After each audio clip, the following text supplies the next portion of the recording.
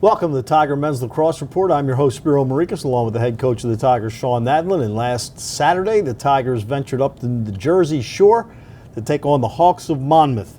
And Coach, Monmouth came in. They were coming off a huge win off of Hampton. They had played a close game against Drexel, so you know this was not going to be a cakewalk by any stretch of the imagination. And the Hawks, defensively, I think, played you as well as anybody this year. I agree. You know, they got a couple nice transfers in with their goalie and the defenseman that covered Mikey, number 99, and that was, big for them on top of, the talent that they've already had. So there's no doubt they gave us everything that we could handle. It took us, a while to really, not that we really found rhythm, but to get some goals on the board and, into that third quarter to stretch the lead. But, they're a good team and proved that. You got it up to 10-6. Do you think maybe some overconfidence might have seeped in a little bit there because they came roaring back, and you eventually do pull out the victory? But it looked like at 10-6 that maybe you were about to really blow things open. Yeah, it kind of felt that way for sure. On the field, it felt like the guys were settling in. I don't think we let up or let back. I think we just mentally, weren't as focused as we needed to be. We had an offsides penalty.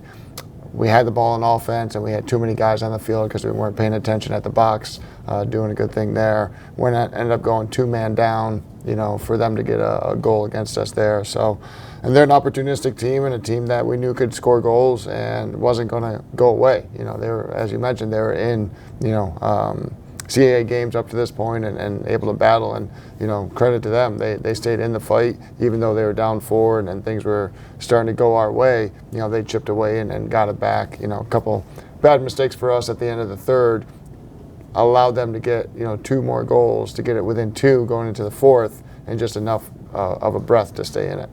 And then they had a chance to take the lead, and you were a man down, so your defense did come in big there to stop them from taking the lead. Yeah, man down was solid, I thought. The one that they did score, we were 2 men down. So I thought man down really did a great job stepping up. Even though we had quite a few penalties, more than normal, we were able to make some stops, and especially in a critical time like that. And in the past few weeks, we've seen Fitzpatrick with 6 goals in a game. You've seen Mikey just go crazy the last 3 games leading into Monmouth, but this week was much more spread out offensively. Yeah, it needed to be. They did a really good job on both those guys. We needed to have other guys step up, and you love seeing that. You love seeing the distribution of points, even though those 2 guys obviously have had a little bit more of the lion's share on the offensive end. But you've seen the past couple of games, with guys like Chuck, getting on board, and he had another, decent game.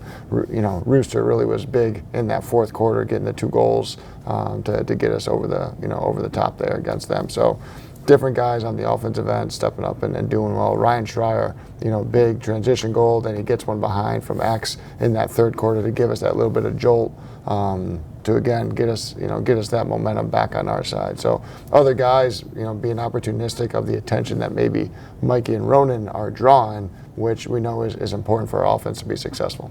All right, 2 games this week. Tuesday night at Johnny Unitas, 6 o'clock against the Greyhounds of Loyola. They got their first victory this week against Bucknell in overtime, but when you look at their numbers, they've lost 4 games by a goal to Maryland and Hopkins, 2 teams that have been in the top 20. Maryland, number 1 for a while. Their goalkeeper is averaging 56% save percentage. They win face-offs. This is a team that, if you looked at the stats, you'd say 9-1, not 1-9. Yeah, no, very, very strong team. Having seen them on film, preparing for them, a young team. A team that is still, trying to settle into games and how to manage games. You've seen some just turnovers, some bad turnovers, which, we've definitely been there, especially this year, in years past. And it gets you frustrated, whether it be young mistakes or just trying to make plays that, they're trying to force. You see those types of plays happening, and you can kind of see how, in, again, close games, how those mistakes and then those situations can hurt you. But definitely a talented team, a team that again got their first win in overtime. It's got to be a big confidence booster for them. And the other thing, both rosters loaded with local players, so a little extra incentive for both sides in this game. 100%. Towson Loyola, there's no, records don't matter at this point. It's show up at 6 o'clock on Tuesday night and then buckle up and be ready to go.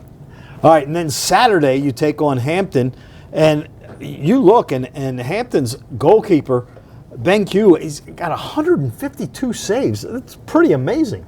Yeah, I mean, they're a team, again, unfortunately, they play a lot of defense, and he's stepping up to the challenge and then doing as much as he can, and that's a big piece to them trying to be competitive in games and earn some outcomes. And then the other thing that they do well is their man-down defense is very good. They're only allowing 35% on extra mans, and they've been down a lot. Right. That's you've seen that growth, since they've been in the CAA, the growth in what they've done over the years, and you're continuing to see that with, obviously, when you talk about goalkeeping, the man down, their ability to clear against pressure and just getting into more settled sets. So again, Chaz is doing a great job with that program, and they continue to take those small steps of improvement.